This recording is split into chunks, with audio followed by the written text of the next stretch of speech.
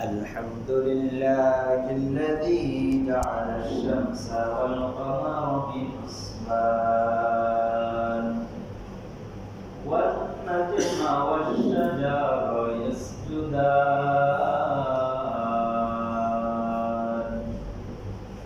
وفضل زمانا على زمان كما فضل مكانا على مكان وإنسانا على إنسان ونشهد أن لا إله إلا الله وحده لا شريك له ونشهد أن سيدنا وسندنا وحبيبنا وحبيب ربنا وطبيبنا وطبيب قلوبنا وأولانا ومولانا محمد صلى الله تعالى عليه وعلى آله وأصحابه وأزواجه وبارك وسلم تسليما كثيرا كثيرا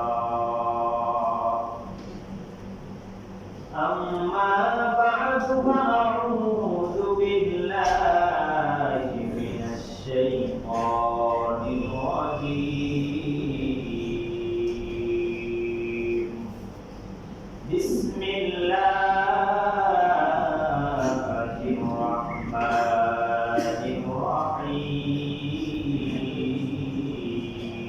الرحيم وأن المساجد لله فلا تدعوا مع الله أحدا وعن أبي هريرة رضي الله تعالى عنه قال قال النبي صلى الله عليه وسلم سبعة يظلهم الله في ظله يوم لا ظل إلا ظله ورجل قلبه معلق بالمساجد وفي حديث آخر عن النبي صلى الله عليه وسلم إذا رأيتم الرجل يتعاهد المسجد فاشهدوا له بالإيمان أو كما قال النبي عليه الصلاة والسلام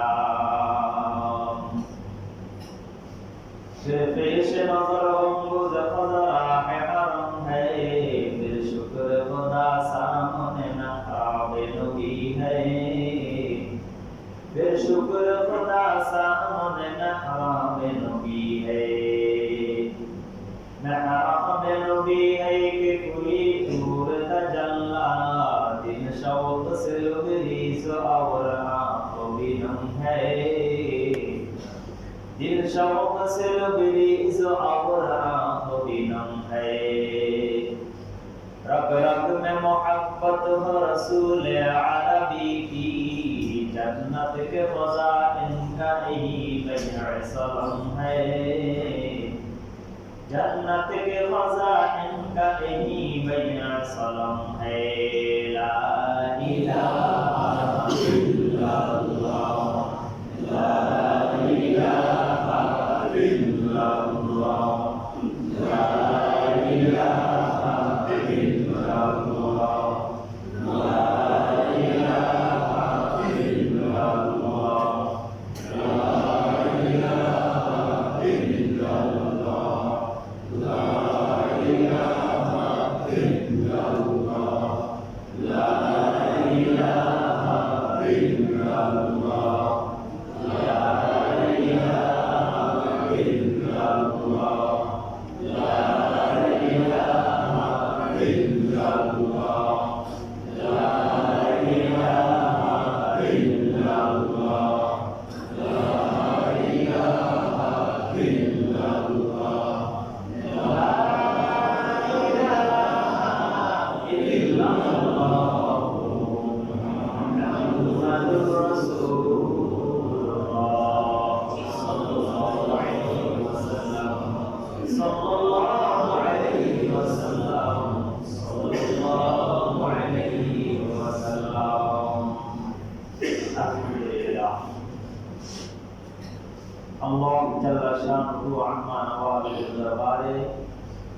অসংখ্য শুকর সুজুদ যে মহান রব্বুল আলামিন আমাদেরকে সুস্থ সবল রেখে অন্যান্য জুমার ন্যায় আজকের জুমাতেও আমাকে আপনাকে আসার মতো তৌফিক দান করেছেন।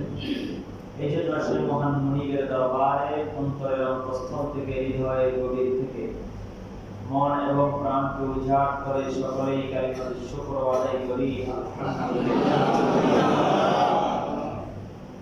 প্রিয় হাজিরিন, আমি আপনাদের সামনে পবিত্র কোরআনুল কারীমের একটি আয়াত তেলাওয়াত করেছি, যে আয়াত হলো সূরাতুল জিন থেকে। এই আয়াতের মধ্যে আল্লাহ রাব্বুল আলামিন তার ঘর মসজিদ সম্পর্কে আলোচনা করেছেন।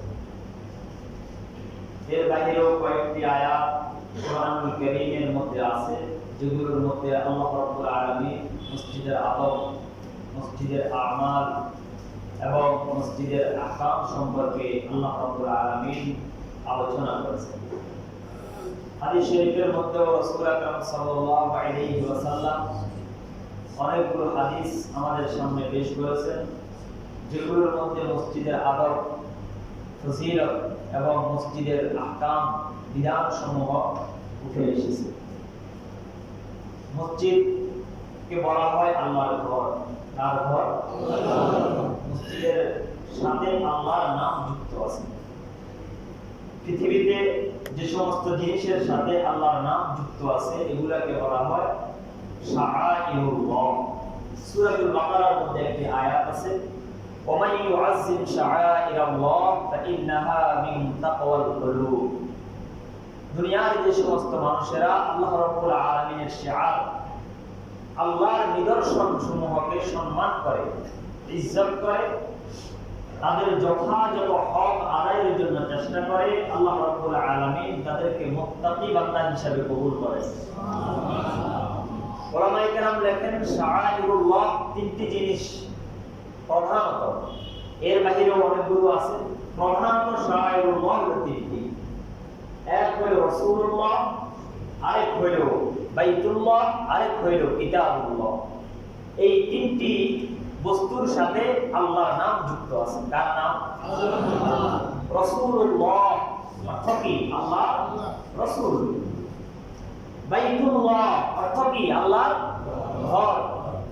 রাসূলুল্লাহর মধ্যে পৃথিবীর সমস্ত রাসূলরা জড়িত। বাইতুল্লাহর মধ্যে শুধু খানায় কাবা নয়, পৃথিবীর সমস্ত মসজিদগুলো হলো কি? বাইতুল্লাহ। আল মসজিদু বাইতুল্লাহ। মসজিদ কার ঘর? আল্লাহর।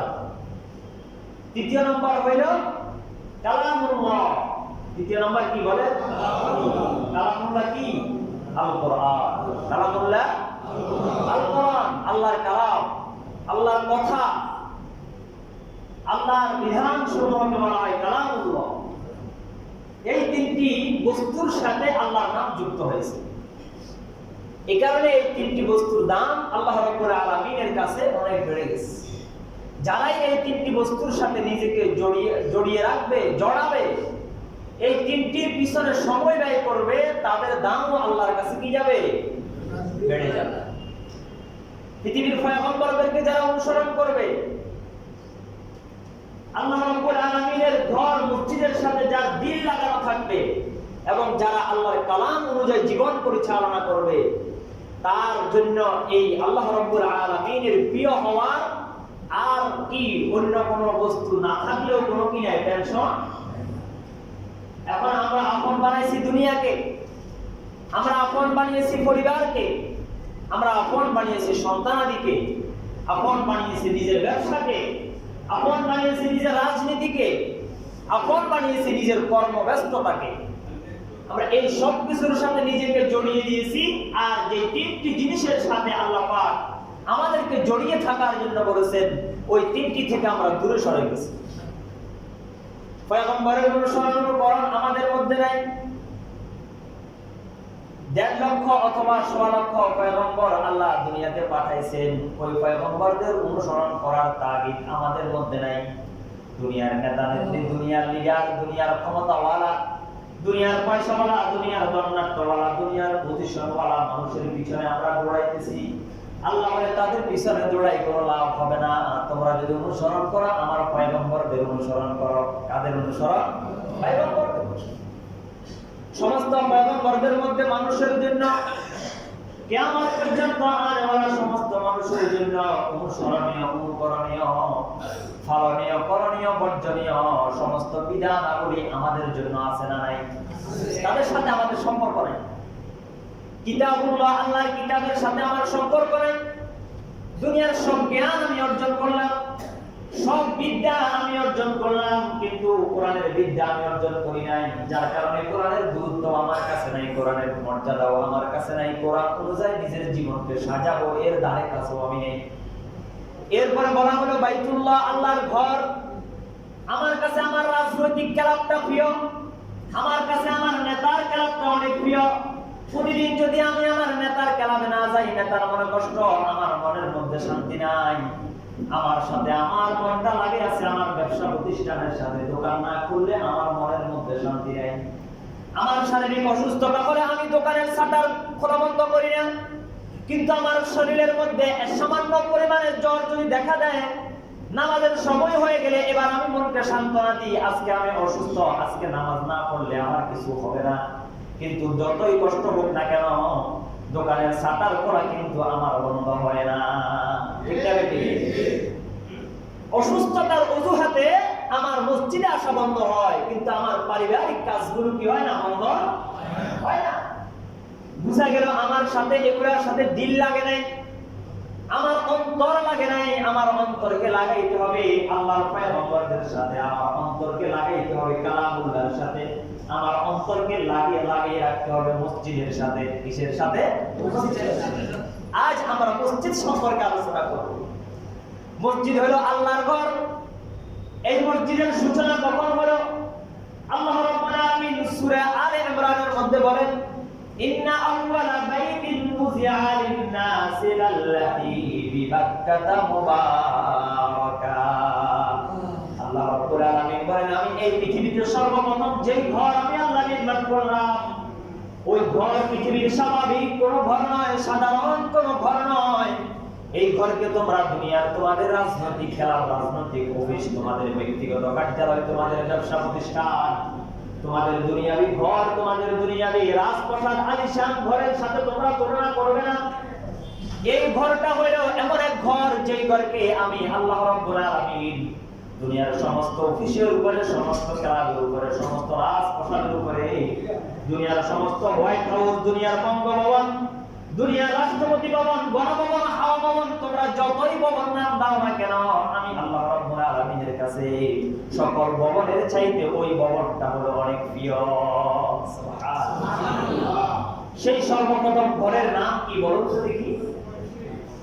কোনটা? বাইতুল্লাহ, খানায়ে কাবা, পৃথিবীর সর্বপ্রথম ঘর। কখন এই ঘরটা নির্মাণ হলো? কিতাবের মধ্যে ইতিহাস পাওয়া যায়, আল্লাহ রাব্বুল আলামিন এই দুনিয়া সৃষ্টি করার পরে দুনিয়ার জমিনে কোনো মানুষকে তিনি সর্বপ্রথম পাঠান নাই, কোন জীব জন্তুকে দুনিয়াতে বিচরণের জন্য তিনি পাঠান নাই। সর্বপ্রথম আল্লাহ রাব্বুল আলামিন দুনিয়া সৃষ্টি করার পরে এই জমিনের মধ্যে বসবাসের জন্য তিনি পাঠিয়েছিলেন জিন্নাতদেরকে, জিনজাতিকে। যে জিনজাতিরা দুনিয়াতে আসার পরে দুনিয়ার মধ্যে দাঙ্গা হাঙ্গামা, মারামারি, ফিতনা, ফাসাদ, রক্তপাত এবং পারস্পরিক কলহ বিবাদ এবং আল্লাহর নাফরমানির সাথে নিজেকে জড়িয়ে দিল। আল্লাহ রাব্বুল আলামিন দীর্ঘদিন তাদেরকে দুনিয়াতে বিচরণের ক্ষমতা দিলেন। তারা দুনিয়ায় বিচরণের ক্ষমতা পেয়ে দুনিয়ার মধ্যে ফিতনা, ফাসাদ আর আল্লাহর নাফরমানি যখন করা আরম্ভ করে দিলেন, আল্লাহ রাব্বুল আলামিন সিদ্ধান্ত নিলেন, না, জিন জাতিদেরকে আর দুনিয়ার জমিনের মধ্যে রাখা যাবে না। আমার দুনিয়ার জমিনকে আবাদ করার জন্য আমি বিকল্প একটা জাতি তৈরি করব। এবার আল্লাহ রাব্বুল আলামিন আসমান থেকে ফেরেশতাদেরকে পাঠিয়ে দিলেন দুনিয়ার জমিনে। আসমানের ফেরেশতারা এসে দুনিয়ার জমিনে আবাদ করা আরম্ভ করলো। তারা এসে জিন জাতিকে তাড়িয়ে দিল। কোথায় তাড়ালো? কিতাবের মধ্যে লেখে জিন জাতিকে বনে জঙ্গলে এবং এমন জায়গাতে পাঠিয়ে দিল, সমুদ্রের আটলান্টিক মহাসাগরের পরে যে একটা জায়গা আছে তার নাম হলো কোহে কাহাফ। ওই কোহে কাহাফ নামক একটা জায়গাতে জিনদের মূল আস্তানা, মূল ঠিকানা আর কেন্দ্রবিন্দু, তাদের রাজনৈতিক কার্যালয় এটা। আর জিন জাতিদেরকে বিচরণের জন্য ক্ষমতা দেওয়া হয়েছে পুরো দুনিয়ায়, তবে সরাসরি নয়, তারা বিচরণ করবে হাওয়ার মাধ্যমে, বাতাসের মাধ্যমে, অদৃশ্যভাবে। কিভাবে? অদৃশ্যভাবে। ওলামায়ে কেরাম লেখেন এই দুনিয়াতে যত মাখলুক আল্লাহ তৈরি করেছেন, সমস্ত মাখলুকের মধ্যে কার সংখ্যা বেশি? ওলামায়ে কেরাম বলেন সবচেয়ে সংখ্যা বেশি হলো জিন জাতি। কোন জাতি? জিন জাতির সংখ্যা বেশি। জিন জাতি তাদের মুহূর্তে মুহূর্তে তারা হাজার হাজার তাদের আওলাদ পর্যন্ত তারা তৈরি করে। এমনকি বলা হয়ে থাকে যে পৃথিবীতে আপনি খালি জায়গা দেখছেন, কোন জায়গায় পৃথিবীতে খালি নেই, প্রত্যেকটা জায়গাতেই জিন জাতির বিচরণ। আপনি যে খালি জায়গা দেখতেছেন এগুলো খালি, আসলে এটা খালি না, এখানে হাজার হাজার জিনের বসবাস। এত বেশি তাদের সংখ্যা। তো ওই জিন জাতিকে ফেরেশতারা জমিনের মধ্যে এসে আবাদ করার জন্য তাদেরকে তাড়িয়ে দিল।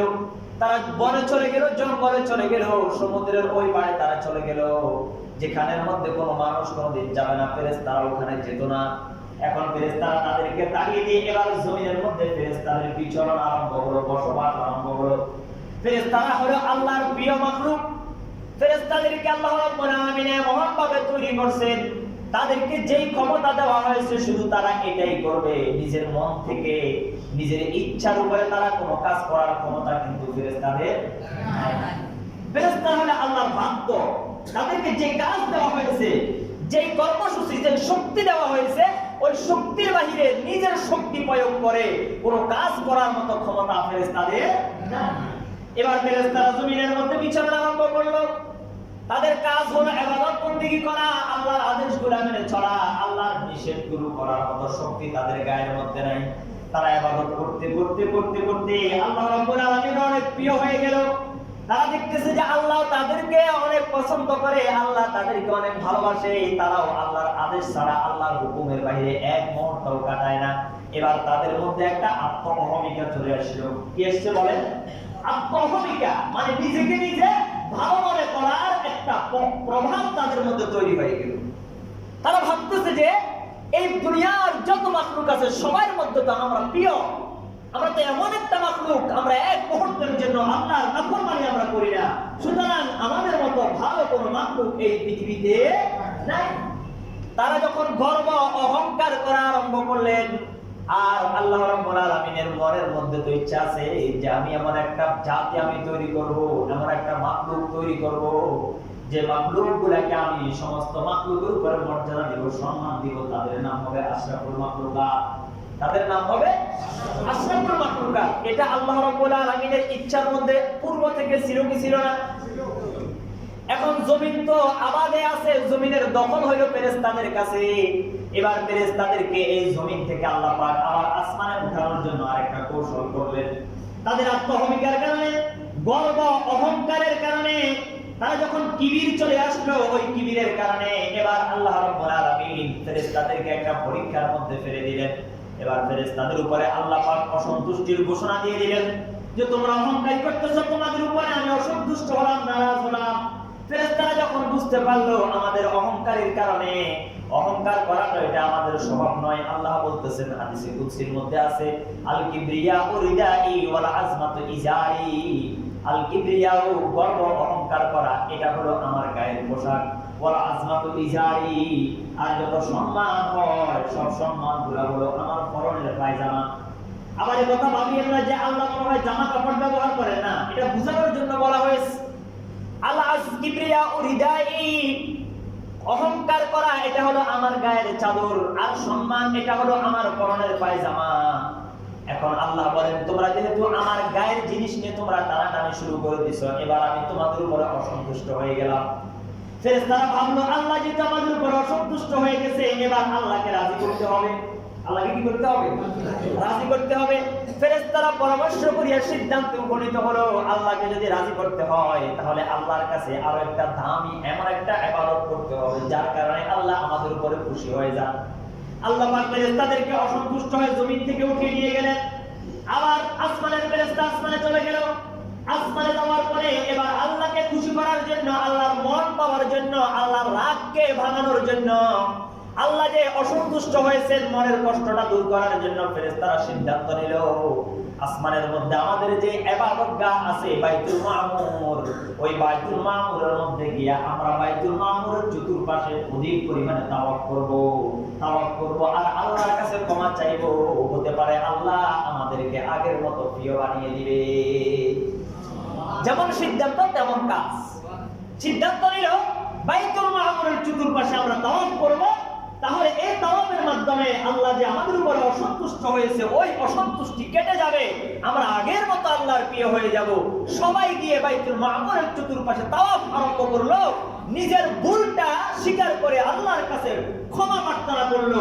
এরপরে আল্লাহ রাব্বুল আলামিন তাদেরকে আবার আগের মতো ক্ষমা করে দিয়ে আপন বানিয়ে নিলেন। আবার ঘোষণা দিলেন, তোমরা আমার কাছে আগে যেমন প্রিয় ছিলে এমন ভাবে তোমরা যদি প্রিয় হতে হয় তাহলে তোমাদেরকে একটা গুরুত্বপূর্ণ কাজ করতে হবে। একটা গুরুত্বপূর্ণ কাজ করতে হবে। আমি তোমাদেরকে আপন বানাবো, তবে একটা শর্ত আছে। দুনিয়াতে যখন কেউ কার উপরে রাগান্বিত হয়, অভিমান করে, তখন অভিমানকে ভাঙানোর জন্য একটা শর্ত জুড়ে দেয়।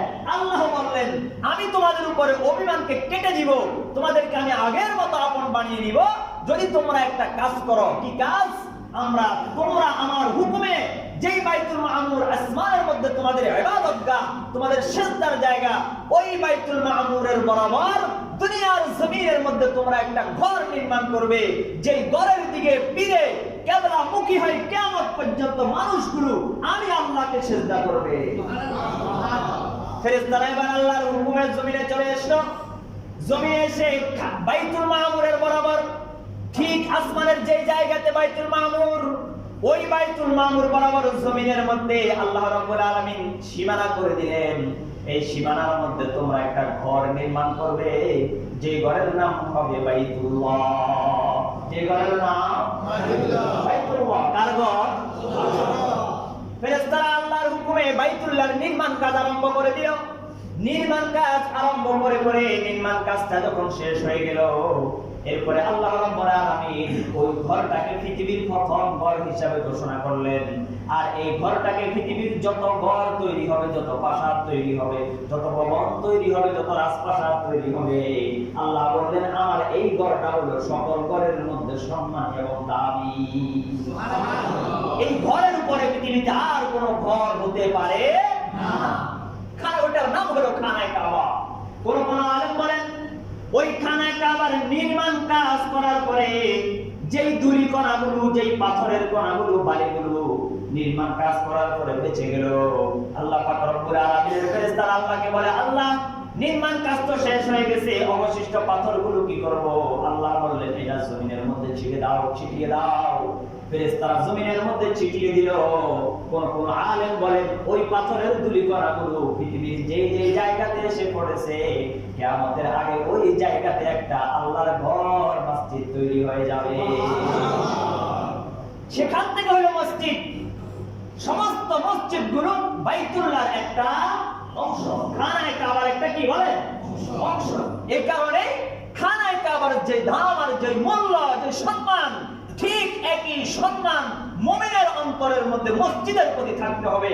আল্লাহ নবী তো বলেন কোন ব্যক্তি খানায়ে কাবাতে যাওয়ার মতো সামর্থ্য নাই, পৃথিবীর একেবারে দূর প্রান্তে অবস্থান করে, বিমান ব্যবস্থা নাই, যেখানের মধ্যে তার যাওয়ার মতো অর্থ করি নাই, নিজের সামর্থ্য নাই, ওই বান্দা যদি প্রতিদিন 5 ওয়াক্ত নামাজের সময় মসজিদের মধ্যে গিয়ে খানায়ে কাবাতে যেতে না পারার দুঃখ এবং বেদনা নিয়ে যদি আল্লাহকে সিজদা করে, আল্লাহ রাব্বুল আলামিন তাকে 5 ওয়াক্ত নামাজের মধ্যে এমন সম্মান দান করবেন যেই সম্মান খানায়ে কাবার তাওয়াফ করে হজ করে বান্দা আল্লাহর পক্ষ থেকে প্রাপ্ত।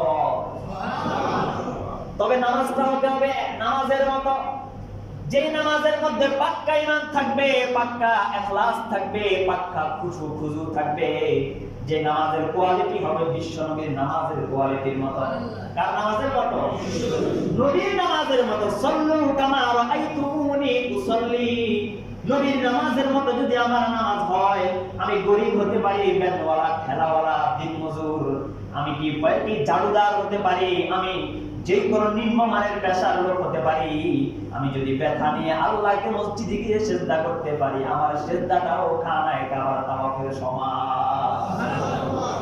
সেই আকীদা আর বিশ্বাস নিয়ে, আজমত আর মহব্বত নিয়ে আমাদেরকে খানায়ে কাবার মতো করে যদি মসজিদকে আমরা তাওয়াফ ইবাদত করতে পারি, এখন সেই পরিমাণের সম্মান আর আজমত মহব্বত আমাদের কি মসজিদের প্রতি আছে? না। যার কারণে আমরা খানায়ে কাবার মতো সম্মান আমরা কি তাওয়াফের মতো সম্মান আমরা অর্জন করতে পারি না। আল্লাহ রাব্বুল আলামিন মসজিদগুলো তৈরি করলেন। তৈরি করার পরে এই মসজিদ সম্পর্কে আল্লাহ রাব্বুল আলামিন কালামে পাকের মধ্যে বিভিন্ন বিধান আমাদের সামনে তুলে দিলেন। ইহুদি এবং নাসারারা তারা তাদের মসজিদের মধ্যে আল্লাহর ইবাদত করত, আবার সেখানে গিয়ে তারা মূর্তি পূজাও করত। মসজিদের মধ্যে মূর্তি ঢুকাইলো, মসজিদের মধ্যে দেবতা ঢুকাইলো। আমার নবী যেই দিন পবিত্র মক্কা খানায়ে কাবাকে কাফেরদের হাত থেকে যেদিন তিনি কি করলেন, মুক্ত করলেন, যেটাকে বলা হয় ফাতহে মক্কা, যেদিন তিনি মক্কা বিজয় করলেন, কিতাবের মধ্যে লেখে ওই দিন 360টা মূর্তি সাহাবায়ে কেরাম নিজ হাতে ভেঙে খানায়ে কাবাকে পরিষ্কার করেছিল। সুবহানাল্লাহ। তাহলে খানায়ে কাবার মধ্যেও তারা কি ঢুকেছে বলেন? মূর্তি ঢুকাইলো। এই খানায়ে কাবার মূর্তি প্রথাটাকে ভাঙার জন্য আল্লাহ পাক হুকুম করলেন, ওয়া আন্নাল মাসাজিদা লিল্লাহ ফালা তাদউ মা'আল্লাহি আহাদা। ও দুনিয়ার মানুষেরা, মসজিদগুলো হলো খানায়ে কাবার একটা অংশ। খানায়ে কাবার মধ্যে যেরকম আল্লাহ ছাড়া কাউকে সিজদা করা যাবে না, মসজিদগুলোর মধ্যেও তোমরা আমি আল্লাহ ছাড়া কাউকে ইবাদত করে তোমরা শিরক করবে না। মসজিদগুলো থাকতে হবে কি মুক্ত বলে? শিরক মুক্ত। কথা বলেন কি মুক্ত? শিরক মুক্ত মসজিদ। বর্তমানে এমন কিছু জায়গা, এমন কিছু মসজিদের নামে মাজার তৈরি করা হয়, বাবার দরবার তৈরি করা হয়, খাজা বাবার দরবার খোলা হয়, যেখানে তারা মসজিদের মধ্যে কবরকে সামনে নিয়ে তারা মসজিদের মধ্যে তারা কবরকে সিজদা করে, কুফরি করে, শিরক করে। আছে না নাই? এই মসজিদকে শিরক মুক্ত করার ঘোষণা করেছেন কে? আল্লাহ। শিরক মুক্ত মসজিদ হতে হবে। এখানে কোথাও যদি ঝুঁকাই, একমাত্র কার জন্য ঝুঁকাবো? তাহলে কার জন্য? এই কোফার আল্লাহ সৃষ্টি করেছেন, আমাকে সম্মানিত করেছেন। যদি আমি একজন ছোট হই, একজনের কাছে ছোট হব। যদি আমি মাথা নত করি, একজনের কাছে মাথা নত করব। যদি আমি সিজদায় অবনত হই, একজনের কাছে সিজদা নত হব। তিনি কে? আল্লাহ। এখন আমরা পীর বাবাকে, খাজা বাবাকে, সাহেব ও জানান কি কি মাটি আপনার কত রকম তাদের খাজা বাবার, ওই খাজা বাবাকে গিয়ে তারা সিজদা করে। জোরে বলেন না নাউজুবিল্লাহ। আমার ভাইরা, আল্লাহ রাব্বুল আলামিন বলেন, এই মসজিদগুলোকে আমি আল্লাহ একমাত্র আমার ইবাদতের জন্য তৈরি করেছি। তোমরা মসজিদের মধ্যে গিয়ে অন্য কারোর কাছে তোমরা কোনো কিছু চাইবে না। আল্লাহ রাব্বুল আলামিন বলেন, তুমি যদি দুনিয়াতে একটা ঘর নির্মাণ করো, মসজিদ নির্মাণ করো, তাহলে এই মসজিদ নির্মাণ করার কারণে আমি আল্লাহ তোমাকে কেমন সম্মান দিব। বুখারী এবং মুসলিমের রাওয়ায়াত, আন উসমান ইবনে আফফান রাদিয়াল্লাহু তাআলা আনহু قال سمعت رسول الله صلى الله عليه وسلم يقول من بنى لله مسجدا بنى الله له بيتا في الجنة। হযরত উসমান ইবনে আফফান বলেন, আমি আল্লাহর নবীর কাছে শুনেছি, যে ব্যক্তি একমাত্র আল্লাহর সন্তুষ্টির জন্য দুনিয়াতে কোন ঘর নির্মাণ করবে, তার মানে এই ঘরের পুরো খরচটা সে দিবে, অথবা তার কাছে যতটুকু সামর্থ্য আছে, আপনি 100 টাকার মালিক, এখান থেকে 10 টাকা আপনি মসজিদের জন্য দিয়ে দিলেন, আপনি 2 টাকার মালিক, আপনি 1 টাকা আপনি মসজিদের জন্য দান করবেন। আল্লাহ রাব্বুল আলামিন বলেন, এই দানের বিনিময়ে মসজিদ নির্মাণে সহযোগিতা করার কারণে আমি জান্নাতের মধ্যে তার জন্য একটা ঘর নির্মাণ করে দিব। সুবহানাল্লাহ। মান বানা লিল্লাহি মাসজিদা। অনেকে বলে যে মসজিদের জন্য যদি আমি এসি কিনে দিই, মসজিদের জন্য যদি আমি অন্য কিছু কিনে দিই, তাহলে কি আমি এই সওয়াব পাবো কিনা? হ্যাঁ, আপনি এই সওয়াব পাবেন। এখানে বানাও নির্মাণের দ্বারা উদ্দেশ্য শুধু মসজিদ নির্মাণে নয়, বরং মসজিদের যতগুলো কাজ আছে সকল কাজে যদি আপনি সহযোগিতা করেন আপনাকে ঠিক মসজিদ নির্মাণের মতোই সওয়াব দেওয়া হবে। সুবহানাল্লাহ। মসজিদ নির্মাণ করলে মসজিদে আপনার জন্য জান্নাতের মধ্যে ঘর তৈরি হবে। আর যদি মসজিদের সাথে আপনি আপনার দিলটাকে লাগিয়ে রাখতে পারেন, মসজিদ মুখী যদি আপনি হতে পারেন, মসজিদে আসলে যদি আপনি শান্তি পান, মসজিদ থেকে বের হয়ে গেলে যদি আপনার কাছে অশান্তি লাগে, মসজিদ যদি আপনার ঠিকানা হয়, মসজিদ যদি আপনার শান্তির জায়গা হয়, মসজিদ যদি আপনার হৃদয়ের প্রশান্তির ঠিকানা হয়, তাহলে আল্লাহ রাব্বুল আলামিন বলেন, ইযা, আল্লাহ নবী বলেন, ইযা রাআইতুমুর রাজুলা ইয়াতাআহাদুল মাসজিদা ফাশহাদু লাহু বিল ঈমান। নবী বলেন, যখন তোমরা কোনো মানুষকে দেখবে ওই ব্যক্তি মসজিদে গেলে শান্তি পায়, মসজিদে না গেলে অশান্তি লাগে, মসজিদে না গেলে দিলটা ছটফট করে। কেমন ভাবে ছটফট করে? ওলামায়ে কেরাম বলেন, মাছ যতক্ষণ পানির মধ্যে থাকে ততক্ষণ মাছ নিরাপদ থাকে, ঠিক না বেঠিক? মাছের নিরাপদ ঠিকানা কোথায়? পানি। যখন আপনি মাছটাকে পানি থেকে জাল দিয়ে আপনি আটক করে যখন মাটির উপরে নিয়ে আসবেন, তখন মাছের মধ্যে চটপট চটপট শুরু হয়ে যায়, লাফানো আরম্ভ করে, ফাল দেওয়া আরম্ভ করে, করে কি করে না? ওলামায়ে কেরাম বলেন, মসজিদের সাথে যদি আপনার দিলটা লেগে যায়, তাহলে মাছকে পানি থেকে উঠানোর পরে যেরকম ভাবে চটপট চটপট আরম্ভ অশান্তি শুরু হয়ে যায়, যদি আপনার দিলটা মসজিদের সাথে লাগে, মসজিদ থেকে বের হলে এরকম চটপট আপনার দিল করতে থাকবে। এটাকে আল্লাহ নবী বলেছেন মসজিদের সাথে দিল লাগানো। এখন আমি কেমন মুসলমান? আমি যতক্ষণ মসজিদে থাকি মনে হয় যেন আমি একটা বন্দি জেলখানার মধ্যে আছি। যতক্ষণ আমি মসজিদে থাকি আমি ফোনে কথা বলতে পারি না, আমার ফোনটা বন্ধ। আমি চিন্তা করি কখন যাব, ফোনটা চালু করব, একটা কাস্টমার আসবে, আমার নেতা আমাকে ফোন করবে, আমার ছেলে মেয়ের সাথে আমি কথা বলবো। আপনি যতক্ষণ মসজিদে থাকেন আপনি এটাকে আযাব মনে করেন, আছে না নাই বলে? মসজিদে ঢুকলে মোবাইল বন্ধ করতে হবে, এটা সাইনবোর্ড লাগিয়ে আপনাকে বলতে হবে কেন? আপনি তো এখন আল্লাহর কাছে যাচ্ছেন, দুনিয়ার সব কিছু থেকে আপনি বিচ্ছিন্ন হয়ে আল্লাহকে ডাকবেন, যে আপনাকে সাইনবোর্ড দিয়ে জানাতে হবে কেন? আপনার দিলটা এখন আল্লাহর সাথে লাগিয়ে থাকবে। কিন্তু যখন তখন আপনি মসজিদে থাকেন, আপনার মোবাইলটা আপনি বন্ধ করেছেন, ঠিক চিন্তা করেন কতক্ষণে আবার চালু করবো, না জানি একটা কাস্টমার আসে ফিরে যাইতেছে। কথা বলেন, এই মানসিকতা আমাদের মধ্যে আসে কি আসে না? তাই আমার দিল কি মসজিদের সাথে লেগেছে? লাগে নাই? আমার দিল দুনিয়ার সাথে লেগে আছে। আমি মসজিদে আসতে চাই না, জোর করে আমার মাতা পিতা মসজিদে পাঠাইছে। মাদ্রাসার ছাত্ররা অনেক সময় নামাজ পড়তে চায় না, হুজুরেরা বাধ্য করিয়া নামাজ গুরু পড়ায়, নফল নামাজ, ফরজ নামাজ, তাহাজ্জুদের নামাজ, হয় কি হয় না? এখন সে যে বাধ্য হয়ে মসজিদে আসছে, এটা তার দিল লাগে নাই। দিল লাগানো মানে হলো যতক্ষণ আমি মসজিদে থাকবো ততক্ষণ আমার দিলে প্রশান্তি থাকবে, আমি নিশ্চিত থাকবো, নিরাপদ থাকবো, আরামের মধ্যে থাকবো। আর যখনই আমি মসজিদ থেকে বের হব, আবার আমি চিন্তা করব আবার কখন মসজিদে আসবো। মসজিদে আসার জন্য যদি আমি টেনশনে থাকি, পাগল হয়ে থাকি, তাহলে এটাই হলো মসজিদের সাথে দিল লাগানো। এখন এই অবস্থা তো আমাদের নাই, বরং আমাদেরটা হচ্ছে উল্টা। যতক্ষণ আমি মসজিদে থাকি ততক্ষণ আমি মাছের মতো চটপট চটপট করি, কখন আমি আবার পানিতে ফিরে যাব, কখন আমি আবার মসজিদের থেকে বের হয়ে যাব। কথা বলেন ঠিক আছে? এই কারণে মসজিদের সাথে দিল লাগাইতে হবে। মসজিদের সাথে যদি আপনি দিল লাগান, আল্লাহ নবী আপনার জন্য আরেকটা পুরস্কারের কথা বলেছেন। বুখারী মুসলিম দুটো কিতাবের মধ্যে রাওয়ায়াত আছে, মান গাদা ইলাল মাসজিদি আও রাহা আ'আদাল্লাহু লাহু নুজুলাহু মিনাল জান্নাতি কুল্লামা গাদা আও রাহা। আল্লাহ নবী বলেন, দুনিয়ার যে মানুষটা সকাল সন্ধ্যা মসজিদের মধ্যে যাতায়াত করবে, মসজিদের মধ্যে আসা যাওয়া করবে, 5 ওয়াক্ত নামাজের মধ্যে এসে হাজিরা দিবে, এবং কি নফল নামাজ পড়ার জন্য মসজিদে চলে আসবে, ভোর রাত্রে এসে তাহাজ্জুদের নামাজটা মসজিদে পড়বে, ইশরাকের নামাজ পড়া ছাড়া ফজরের নামাজের পরে বের হবে না, আসরের আগে সুন্নতগুলো ছুটবে না, মাগরিবের পরে আওয়াবিনের নামাজটা যা ছুটবে না, যে ব্যক্তি মসজিদের মধ্যে সকাল সন্ধ্যা যাতায়াত করবে, আল্লাহ নবী বলেন, যতবার তুমি মসজিদের মধ্যে আসবে ততবার জান্নাতের মধ্যে আল্লাহ তোমার জন্য পুরস্কারের ব্যবস্থা করবে। যতবার আসবে ততবার কুল্লামা গাদা আও রাহা, যতবার তুমি মসজিদ মসজিদে আসা যাওয়া করবে ততবার জান্নাতের মধ্যে আল্লাহ তোমার জন্য পুরস্কার নির্ধারণ করবে। বলে আমার পুরস্কারটা কি হবে? আপনার নামাজের কোয়ালিটি যেমন হবে আপনার পুরস্কারের কোয়ালিটিও তেমন হবে। এখন আমি মসজিদের মধ্যে আসছি, আমার ওযুর কোয়ালিটি ভালো না, আমার নামাজের কোয়ালিটিও ভালো না, আমার রুকু সিজদাটাও রাসূলের মতো হয় না, তাহলে আমার রুকু সিজদা যেই মানের, আমার ওযু যেই মানের, আমার নামাজ যেই মানের, আমার জান্নাতের পুরস্কারটাও হবে ওই মানের। ঠিক না বেটি?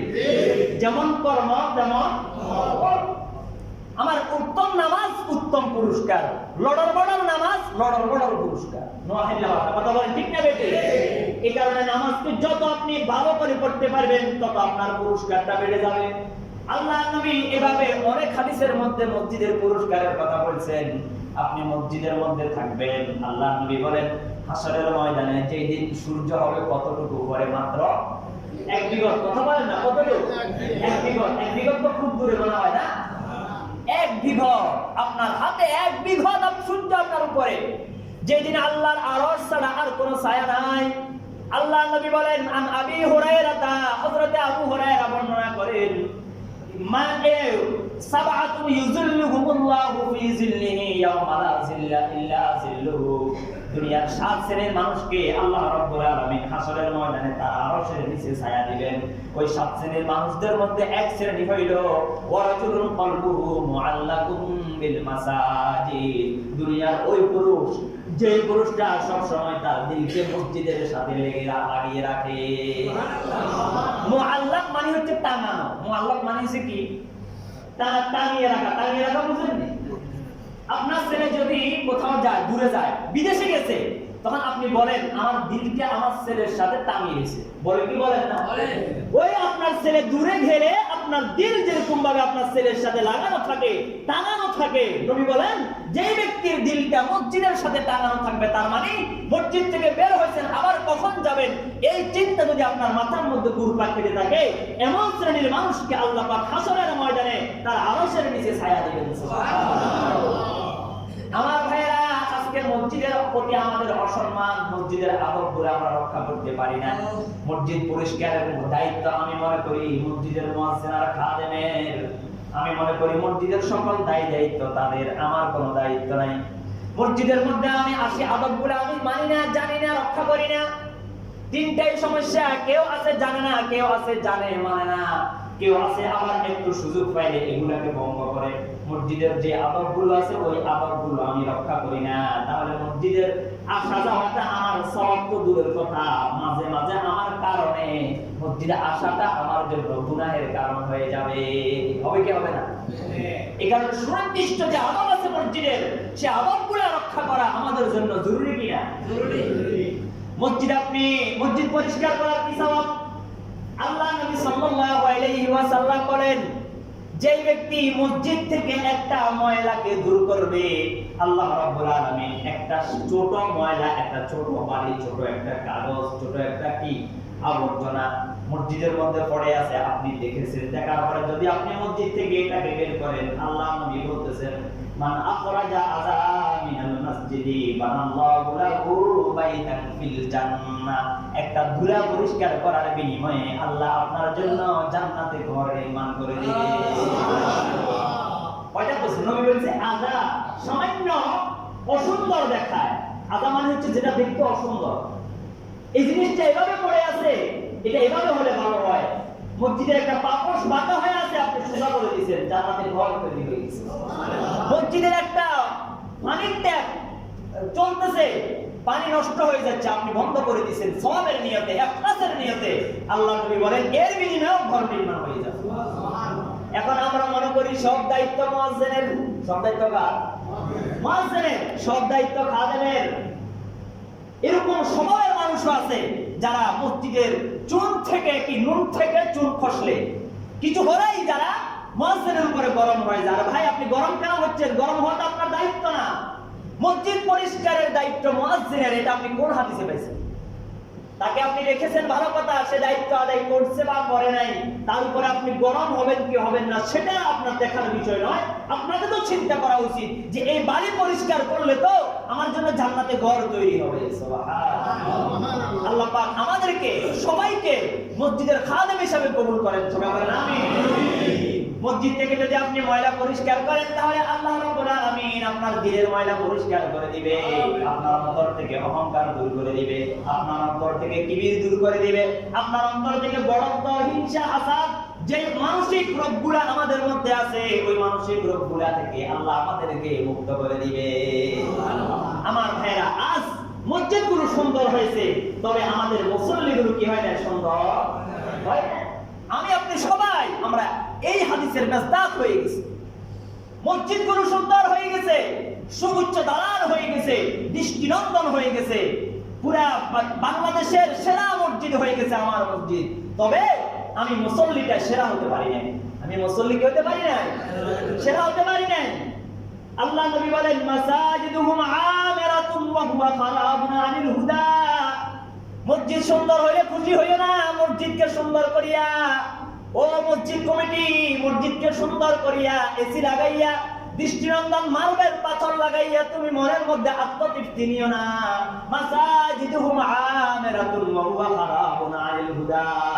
কিয়ামতের আগে এমন একটা সময় আসবে যে সময়ের মধ্যে মসজিদগুলো অনেক সুন্দর হবে, সুউচ্চ দালান হবে, দৃষ্টিনন্দন হবে, সেরা মসজিদ হবে, ঐতিহাসিক মসজিদ হবে।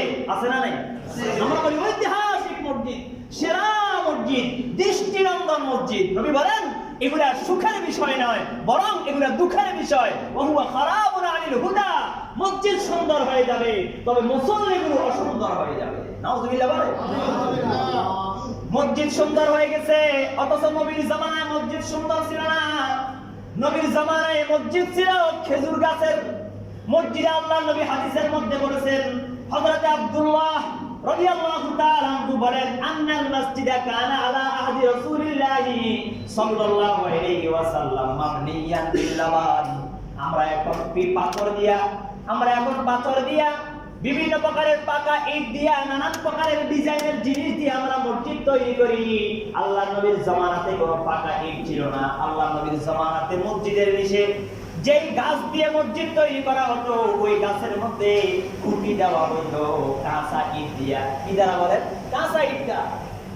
মাবনিয়ান বিল লাবান, তার নিচে ছিল কাঁচা ইট, ওয়া সুকুফুহু আল-জারিদ, আর মসজিদের উপরে ছিল খেজুরের ঢাল, ওয়া আমাদুহু খাশাবুন নাখলি, আর মসজিদের পিলার ছিল খেজুর গাছ। মসজিদের পিলার ছিল কি? খেজুর গাছ। পাকা ইট নাই, কাঁচা ইট দিয়ে মসজিদ তৈরি হয়েছে। মসজিদের পিলার নাই, খেজুরের গাছ দিয়ে পিলার বানানো হয়েছে। মসজিদের ছাদ নাই, টিন নাই, খেজুরের ঢাল দিয়ে মসজিদ বানানো হয়েছে। এভাবে আল্লাহ নবীর জামানাতে ছিল। হযরত আবু বকর বলেন, আমি আর এর উপরে কোনো কিছু বাড়াই নাই। হযরত ওমরের জামানা থেকে মসজিদকে সুন্দর করা শুরু হয়েছে। বুঝাইতে চাইতেছিলাম, রাসূলের জামানায় মসজিদ অসুন্দর ছিল, কিন্তু মুসল্লিরা সুন্দর ছিল। এখন মসজিদ অসুন্দর হয়ে গেছে, মুসল্লিরা অসুন্দর হয়ে গেছে। ঠিক না? আমার মসজিদ সুন্দর কিন্তু আমার নামাজ তো সুন্দর হয় নাই। আমার মসজিদ সুন্দর কিন্তু আমার দিন তো সুন্দর হয় নাই। এই কারণে মসজিদ সুন্দর বেশি জরুরি নাকি নামাজ সুন্দর করা জরুরি? বলে কি সুন্দর করবেন? মসজিদ না নামাজ? নামাজ সুন্দর করব। মসজিদ আপনি সুন্দর করেন, কোনো সমস্যা নাই, যদিও হাদিসের মধ্যে নিষেধ আছে। তবে বর্তমান সময়ের আলোকে ইহুদি খ্রিস্টানদের সাথে বাহাদুরি করার জন্য, ইসলামের সৌন্দর্য প্রকাশের জন্য তারা তাদের মন্দিরগুলা, গির্জাগুলা কোটি কোটি টাকা খরচ করে সৌন্দর্য দেখায়, বাহাদুরি করে। ইসলামকে যাতে করে তারা দুর্বল মনে না করে, আমরাও আমাদের মসজিদগুলা সুন্দর করব, তার আগে আমাদের দিল সুন্দর করা জরুরি। সুন্দর করেন, আপনি এসি লাগিয়ে দেন, বহুতল মসজিদ করেন। এই নুরিয়া জামে মসজিদ একসময় কি আর এমন থাকবে? একসময় কি এমন ছিল? ছিল না। এখন যেমন আছে, ভবিষ্যতে একটা সময় কি এমন থাকবে? থাকবে না, সুন্দর হয়ে যাবে। আমার ভাইরা, মসজিদের পরিবর্তন হচ্ছে, কিন্তু আমার নামাজ তো পরিবর্তন হয় নাই। মসজিদ সুন্দর হইতেছে, পরিবর্তন হইতেছে, আমার নামাজ সুন্দর হয় নাই, পরিবর্তন হয় নাই। এই কারণে নামাজকে সুন্দর করাটা বেশি জরুরি। ঠিক না বেটি? আল্লাহ আমাদের মসজিদ সুন্দর হওয়ার সাথে সাথে আমাদের নামাজকেও আপনি সুন্দর বানিয়ে দিন। বলেন আমিন। আমার ভাইরা, বলতেছিলাম মসজিদের কথা। মসজিদের এইভাবে আরো অনেক ফজিলত আছে, অনেক আদব আছে। রাসূল আকরাম সাল্লাল্লাহু আলাইহি ওয়াসাল্লাম বলেন, তোমরা যখন মসজিদে আসবা, মসজিদ থেকে যখন তোমরা বাড়ি থেকে বের হবে, বাড়ি থেকে বের হওয়ার আগে তোমরা কাঁচা রসুন, কাঁচা পেঁয়াজ অথবা এমন কোন দুর্গন্ধ জাতীয় জিনিস তোমরা খাইবে না, যেগুলা খেয়ে তোমরা মানুষের সামনে তোমরা যেতে পারো না। এরকম খাদ্য আছে না নাই? আছে। এরকম খাদ্যের মধ্যে আরেকটা লিস্টের মধ্যে বলেন না, কি বলেন? বিড়ি সিগারেট আছে না নাই? আছে। আপনি বিড়ি সিগারেট খাবেন, বিড়ি সিগারেট খাওয়ার পরে মুখের দুর্গন্ধ নিয়ে আপনি মানুষের সামনে যেতে পারেন না। এই দুর্গন্ধ নিয়ে যদি আপনি নামাজে দাঁড়ান, আপনার আমল নামার মধ্যে সওয়াবের পরিবর্তে গুনাহ লেখা হবে। কি লেখা হবে বলে? গুনাহ। এখানে নবী বলে দিয়েছেন, মসজিদে আসার আগে তোমরা কাঁচা পেঁয়াজ, কাঁচা রসুন, এই দুটার কথা হাদিসে স্পষ্ট বলা হয়েছে। মিন আকলিল বাসল, পেঁয়াজ তোমরা খাবে না, ওয়াল সুদ, রসুন তোমরা খাবে না, ওয়াল কুরাসা, এবং এমন জিনিস তোমরা খাবে না যে জিনিস খেলে দুর্গন্ধ বের হয়। এমন জিনিস খেয়ে তোমরা মসজিদে আসবে না। কেন? ফাইনাল মালাইকাতা তাতাআজ্জা মিম্মা তাতাআজ্জা মিনহু বনু আদম। ফেরেশতাদের ওই জিনিসগুলা দ্বারা কষ্ট হয় যে জিনিসগুলা দ্বারা দুনিয়ার মানুষের কষ্ট হয়। পেঁয়াজ খাওয়ার পরে মুখের দুর্গন্ধ মানুষের কাছে কষ্ট লাগে কি লাগে না? মানুষের কাছে যেটা অপছন্দনীয়, ফেরেশতাদের কাছেও এটা কি অপছন্দনীয়। মানুষের সামনে আপনি যেতে পারেন না, তা আপনি নামাজে দাঁড়িয়ে ফেরেশতাদের সামনে আপনি কিভাবে যাবেন? এটা হলো মসজিদের একটা আদব। আরেকটা আদব হলো, আপনি যখন মসজিদে আসবেন, মসজিদে আসার সময় যখন আপনি মসজিদে ঢুকবেন, মসজিদে প্রবেশ করার সময়, মসজিদে যখন আপনি প্রবেশ করতেছেন, এই সময়ের মধ্যে রাসূলের তরিকা আছে না নাই? কথা বলেন না, আছে না নাই? আমি মসজিদে ঢুকবো, 5টা সুন্নাত মেনে, কয়টা বলেন? গুনে গুনে নেন। এখন থেকে নিয়ত করেন যে 5টা সুন্নাত আমরা কেউ ছাড়বো না। মসজিদে প্রবেশ করার সুন্নাত কয়টা? 5টা। 1 নাম্বার হলো, আমি যখন মসজিদে প্রবেশ করব, আমার মা আগে কোনটা যাবে? ডাইবা। 2 নাম্বার হলো, আমি মসজিদে যখন ঢোকার জন্য প্রবেশের নিয়ত করব, আমি তখন ইতিকাফের নিয়ত করব। কিসের নিয়ত? ইতিকাফ। ইতিকাফ মানে হলো মসজিদে অবস্থান করা। আপনি প্রশ্ন করতে পারেন, আমি তো ইতিকাফ করার জন্য আসি নাই, ইতিকাফ তো মানুষ রমজান মাসে করে, এখন কেন আমি ইতিকাফের নিয়ত করব? যদি আপনি ইতিকাফের নিয়ত করেন, আপনার লাভ। কেমন লাভ? আপনি ইতিকাফের নিয়ত করার কারণে মসজিদে এসে আপনি এমন কিছু কাজ করার অনুমতি পাবেন, যেই কাজগুলো ইতিকাফের নিয়ত না করলে আপনার জন্য অনুমতি নাই। মসজিদে ঘুমানো, মসজিদে কি প্রয়োজনীয় দুনিয়াবি কথা বলা, অপ্রয়োজনীয় প্রয়োজনীয় দুনিয়াবি কথা বলা, মসজিদে এসে খাওয়া দাওয়া করা, এগুলো স্বাভাবিকভাবে কারোর জন্য জায়েজ নেই। তবে আপনি ইতিকাফের নিয়ত করলে আপনার জন্য মসজিদে এসে এগুলো করা জায়েজ আছে। 2 নম্বর সুন্নাত হলো ইতিকাফের নিয়ত। 3 নম্বর সুন্নাত হলো আমি বিসমিল্লাহ পড়ব। 4 নম্বর সুন্নাত হলো আমি রাসূলের উপর দুরূদ পড়ব। 5 নম্বর সুন্নাত হলো আল্লাহ নবী যে দোয়াটা শিখাইছেন, বলেন আল্লাহুম্মা ফতাহলি আবওয়াবা রাহমাতিক। এই 3টাকে মিলিয়ে আপনি এভাবে বলতে পারেন, বিসমিল্লাহ, দুরূদ এবং দোয়া, 3টাকে একসাথে এভাবে বলা যায়। বিসমিল্লাহি, বলেন বিসমিল্লাহ, ওয়াসসালাতু ওয়াসসালামু আলা রাসূলিল্লাহ, আল্লাহুম্মা ফতাহলি আবওয়াবা রাহমাতিক। বাস 5টা সুন্নাত মেনে আপনি মসজিদে প্রবেশ করলেন। এরপরে যেভাবে যখন আমি আবার মসজিদ থেকে বের হব, এর মধ্যে রাসূলের সুন্নাত তরিকা আছে না নাই? আছে। এখান থেকে বের হওয়ার জন্য 5টা সুন্নাত কয়টা? 5টা। যখন আমি বের হব, তখন আমি বাম পা দিয়ে বের হব।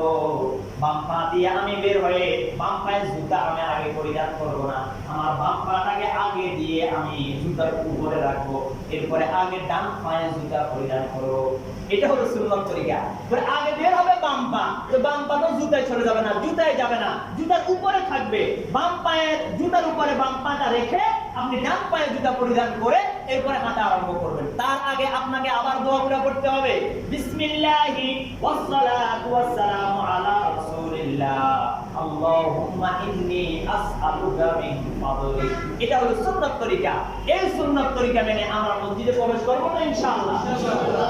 এরপরে যখন আপনি মসজিদে আসবেন, মসজিদে আসার পরে আপনার নাক পরিষ্কার, চোখ পরিষ্কার, চুল পরিষ্কার অথবা শরীরের কোন জিনিস আপনি মসজিদের মধ্যে ফালানোর অনুমতি নাই। অনেকে মসজিদে আসার পরে নিজেরকে মাথা আশ্রায়, মাথা থেকে ময়লাগুলো মসজিদের মধ্যে পড়ে, নাক পরিষ্কার করে। আল্লাহ নবী বলেন, যারা এগুলা করবে, এগুলার কারণে তাদের ইবাদতের সওয়াবগুলো নষ্ট হয়ে যায়। দেখেন হাদিসটা শুনেন, নবী বলতেছেন قال النبي صلى الله عليه وسلم البزاق في المسجد خطيئة وكفارتها دفنها। নবী এখানে একটা উদাহরণ দিবেন যে মসজিদের মধ্যে থুতু নিক্ষেপ করা এটা হলো গুনাহের কাজ, আর এটা কি কাফারা তোমাকে দিতে হবে, এটা পরিষ্কার করতে হবে। ভুলে আপনি থুতু পালাই দিয়েছেন, অথবা একটা চুল পড়ে গেছে, অথবা একটা নখের মাথা আপনি খুলে ফেলছেন, অথবা আপনার শরীর থেকে কোনো একটা কিছু পড়ে গেছে, এখন আপনার জন্য করণীয় হলো এটাকে উঠাইয়া মসজিদের বাইরে ফেলে দেওয়া। অনেকে মসজিদে এসে এগুলা করে থাকে, এগুলা করলে ইবাদতের সওয়াব নষ্ট হয়ে যায়। এরপরে মসজিদের আরো অনেকগুলো আদব আছে। মসজিদে যখন আমরা আসবো, মসজিদে আসার সময় মসজিদটাকে এমন ভাবে নির্মাণ করবেন, যারা আপনারা আছেন মসজিদ কমিটিতে শুনে রাখেন মাসআলা, মসজিদের মধ্যে যদি কোনো ইমাম মুয়াজ্জিনের কামরা থাকে, ওই কামরার রাস্তাটা মসজিদের ভিতরে হবে না, বাহিরে হবে। যেমন আমাদের এখানেও রাস্তাটা কিন্তু মসজিদের ভিতরে, এই ইমাম সাহেবের দরওয়াজা। এখন উনি মসজিদে ঢুকতে হলে, রুমে যেতে হলে, উনি ঘুমানোর জন্য রুমে যাবেন, হতে পারে কোনো সময় তিনি অলসতা করে ওযু করেন নাই, যে কোনো কারণে করেন নাই, তাহলে এর কারণে এই যে আপনি মসজিদটাকে রাস্তা হিসেবে ব্যবহার করলেন, মসজিদ কি হাঁটার জায়গা? কথা বলেন না, মসজিদ কি হাঁটার জায়গা?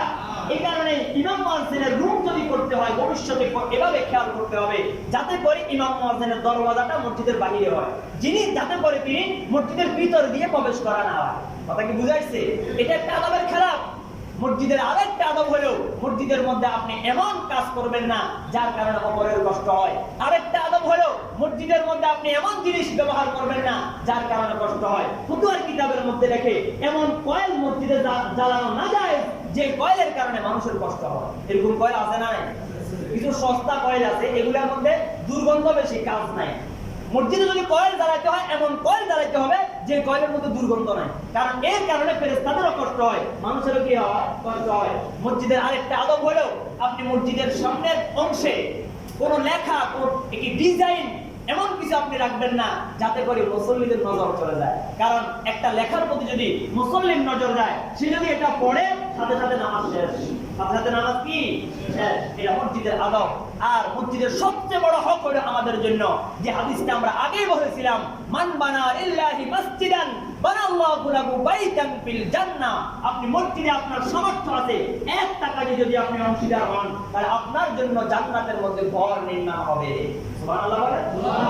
এখন এই যে মসজিদের খরচ পানিগুলা, এগুলার জন্য আমরা মাসিক খরচের জন্য যদি আমি টাকা দিই, তাহলে আমার জন্য এই সওয়াব আছে না নাই? আমার ভাইরা, আগের দিনে শুনতাম, আগের দিনে সিস্টেম ছিল 1 টাকা 2 টাকা বাংকি পকেটে করে নিয়ে আসতো মসজিদে দেওয়ার জন্য, শুক্রবারে কালেকশন হবে মসজিদে দিবে। আমার ভাইরা 1 টাকা 2 টাকা 5 টাকা দিয়ে এখন কি আর চা পান নাস্তা এগুলো পাওয়া যায়? আপনি মসজিদে দান করবেন, আপনার 2 টাকা কেন হাতে উঠে, 5 টাকা কেন হাতে উঠে? কমাস কম আপনি নিয়ত করে বের হবেন যে আমি 20টা টাকা আমি শুক্রবারে দিব। 20 টাকা যদি আপনি দেন, একটা চা, একটা কলা, একটা পাউরুটি আর একটা পানের ব্যবস্থা হবে। কথা বলেন ঠিক না বেঠিক? আপনার সামান্য নাস্তাতে আপনি 20 টাকা খরচ করেন, মসজিদে আপনি শুক্রবারে কোন লজ্জা আপনি 2 টাকা দেন, কোন শরমে আপনি 10 টাকা 5 টাকা দিয়ে থাকেন? 20 টাকার নিচে যে স্বাভাবিকভাবে কোনো কাজ চালানো যায় না, এমন টাকা আমি কেন মসজিদে দিব? আল্লাহ আমাদেরকে সঠিক বুঝদার করে বলেন আমিন। আমার ভাইরা, মসজিদের আরেকটা মাসআলা শুনেন। ফতোয়ায়ে ইমদাদুল ফতোয়ার মধ্যে এসেছে, মসজিদের মধ্যে যদি এমন কোন কোরআন থাকে যেই কোরআন তেলাওয়াত করার মতো মানুষ নাই, তাহলে এমন কোরআন মসজিদে রাখা নাজায়েজ। এমন কোরআন মসজিদে রাখা। এখন আমাদের দেশের মানুষ কি করে জানেন? যে কোরআন শরীফটা পুরানো হয়ে গেছে, ময়লা হয়ে গেছে, বা এটাকে নিয়ে মসজিদে রাখি আসো। এটাকে কোথায় রাখো? মসজিদে রাখো। এটা মূল মাসআলা। আপনি কোরআন তেলাওয়াত করতে পারতেছেন না, ছিঁড়ে গেছে, নষ্ট হয়ে গেছে, এই কোরআনকে আপনি এমন জায়গাতে মাটির নিচে পুঁতে ফেলবেন যেই জায়গাতে কোনো মানুষ নাই। পুকুর যখন আপনি পানি উঠাই ফেলবেন, সিঁচে ফেলবেন, পুকুরের মাটির নিচে রাখেন, খালের মাটির নিচে রাখেন, ওখানে কোনো মানুষ যায় না। এটা হলো আদব, এটাই মাসআলা। এখন আমরা কি করি? কোরআন হয়ে গেলে কয়টা মসজিদে রাখি আসো, ঘরে থাকলে অসম্মান হবে। আপনি অসম্মানের জন্য আবার মসজিদে দিয়ে গেছেন, এটাও অসম্মান। এটাও কি বলেন? অসম্মান। মসজিদের জন্য কেউ কোরআন দান করবে, ফতোয়া বলতেছি, তখন ওই ব্যক্তি এসে আপনাকে বললে, ধরেন আপনাদের মসজিদের জন্য আমি কোরআন দিব, আপনি তখন বলবেন যে আমাদের এখানে কোরআন শরীফ পড়ার মতো নাই, অনেকগুলো কোরআন আছে। তাকে আপনি জিজ্ঞেস করবেন, প্রয়োজন নাই আমাদের, আপনি যদি দিতে চান আমরা দিয়ে দিই, আপনি দিতে পারেন, তবে এটা আমরা মার্কেটে বিক্রি করে দেব। এমন ভাবে অনুমতি নিয়ে যেই দাতা আছে তাকে বলে কোরআনগুলো বাজারে বিক্রি করা উত্তম মসজিদের পরে থাকা আছে। কথাকে মাসালা কি বুঝাইছে? এখন আমাদের দোতলায় তিনতলায় অনেকগুলো কোরআন শরীফ আছে না নাই? এখন এই কোরআনগুলোকে হেফাজত করার দায়িত্ব আমাদের আছে না নাই? এই সর্বশেষ একটা আবেদন করব, আপনাদের উপর আমি ছেড়ে দিব। মসজিদের এই কোরআনগুলো 100 200 300 যতগুলো কোরআন শরীফ আছে, এই কোরআনগুলো কোরআন শরীফের মধ্যে গিলাফ নেই। আমার গায়ের জামার মধ্যে দামি জামা আমি পরিধান করছি, আমার গায়ের মধ্যে গিলাফ আছে, কিন্তু আল্লাহর কোরআনকে আমি অবহেলিতভাবে উল্লঙ্ঘ করিয়া আল্লাহর কোরআনকে আমি ফেলে রেখেছি। ময়লা আবর্জনা কাঁচরা এগুলোর মধ্যে জমতেছে। এর কারণে কি আল্লাহর দরবারে আমাদের জবাব দিতে হবে কি হবে না? সুতরাং আজকে মুসল্লি ভাইদের কাছে আবেদন থাকবে, দুই একজন মুসল্লি ভাই তৈরি হয়ে যান। মসজিদ কমিটিতে নিয়মিত খরচ চালাইতেছে, এই কোরআন শরীফ গুলাকে আপনি গিলাফবন্দি করে দিবেন এমন দুই একজন ভাই আমি দেখতে চাই। সবগুলোর জন্য হতে পারে 3-4 হাজার টাকা সর্বোচ্চ খরচ হতে পারে। এরকম কোন ভাই কি আছেন? আলহামদুলিল্লাহ। আপনি কত দিবেন বলে দেন, সমাধান হয়ে গেলে আমরা কারো থেকে নিব না, সব দিবেন। আলহামদুলিল্লাহ বলেন। বাস, সব সওয়াব উনি নিয়ে গেছে, সব সওয়াব উনি নিয়ে গেছে, আমরা মাহরুম হয়ে গেছি। ভবিষ্যতে ইনশাআল্লাহ যদি কোনো কাজ আসে আমরা সবাই শরীক হব, বলেন না ইনশাআল্লাহ? আর আপনি আমাদের মসজিদ কমিটিতে যারা আছে ওনাদের সাথে যোগাযোগ করে এগুলাকে সুন্দর একটা কাপড় দিয়ে ইমাম সাহেবরা আছেন পরামর্শ করে এগুলাকে গিলাফবন্দি করবেন। এগুলা গিলাফ ছাড়া থাকা এটা আমাদের মসজিদের জন্য একটা অসম্মান। আমার ভাইরা, মসজিদের যে ফজিলত সম্পর্কে, যে ইহতিরাম সম্পর্কে আলোচনা হয়েছে, আল্লাহ পাক রব্বুল আলামিন আমাদের সবাইকে এমন ভাবে মসজিদকে সম্মান করার জন্য, ইহতিরাম করার জন্য, ফজিলত অর্জন করার জন্য তৌফিক দান করেন। আমিন। ওয়া মা তৌফিকি ইল্লা বিল্লাহ। যারা কাফারাত মাফারাত সালাত